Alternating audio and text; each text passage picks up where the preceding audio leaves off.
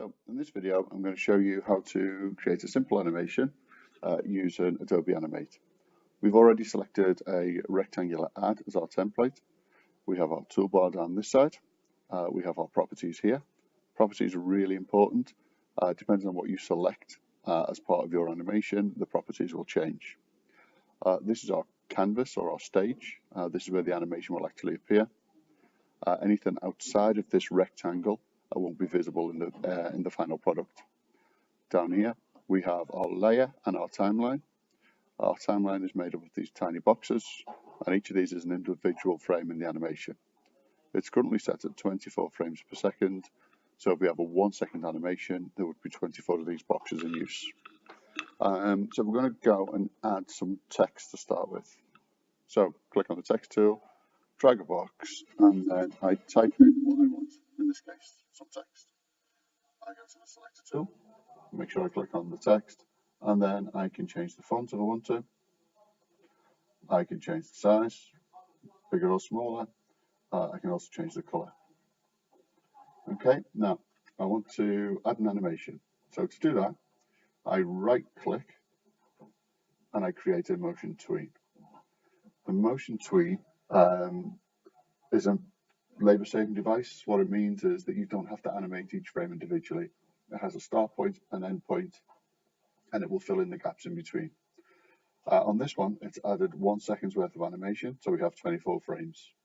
To make this bigger, put my mouse over this yellow bar, and then I'm going to drag it all the way up to 90. So I now have 90 frames worth of animation, which I think works out to be 3.7 seconds. So this red bar tells me where I am in the animation. I'm at the end, so I'm going to drag this text down here to say this is where I want it to end. And there you go. You can see that I've got all of these different points which correspond to points in the animation. As I move this back, you can see that the animation has actually happened. So when I click play, it moves from top left to bottom right. So what I want to do now is try and make the animation slightly more interesting. So I'm going to use things called keyframes. A keyframe is when you want to tell Animate that something important is going to happen. I right click, insert a keyframe, and I'm going to choose position. I'm going to do that for 70 frames in as well. And now what I'm able to do is say, right, at this point, the text is going to be over here, and you can see that the line moves. At this point, the text is going to be over here, and we can see that the line has been updated again. So if I go back to the beginning of the animation, and I click play, we can now see the text moving. Okay, it's good practice to name your layers. So I'm going to double click and call this one text.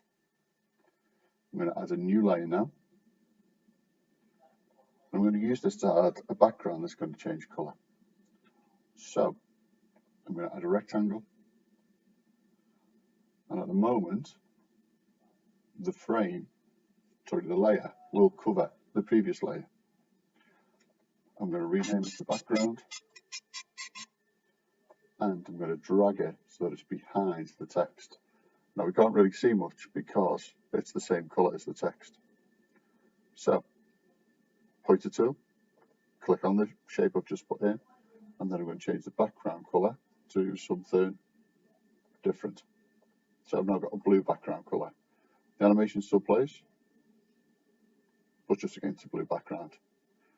So, 40 frames in, I'm going to put a keyframe. 70 frames in, I'm going to put another keyframe, and then I'm going to go to the 40th frame. Click on the background. This time I'm going to change the background color, and I'm going to do the same for the 70th. At the 70th frame, I will change the background color, and now when I go back to the start of my animation and click play, we get the blue background. It changes again. Finally, I'm going to insert another layer, and I'm going to call this one circle. And on this layer, I'm going to add a circle off screen, I'm not a big fan of that colour, so I'm just going to go for a solid colour. Actually, I can't. There we go, sorry. I needed to do the selector tool first. So now I have a ball that I've added. I'm going to right click, create a motion tween, and convert it to a symbol.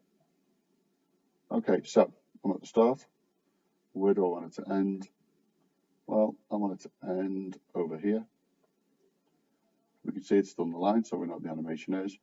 But again, I'm going to add some keyframes. So another positional keyframe, another positional keyframe, and I'm going to move where these go. And now you'll be able to see that I will have independent animations because I have put things on different layers. If I added them on the same layer, they would be animated in the exact same manner.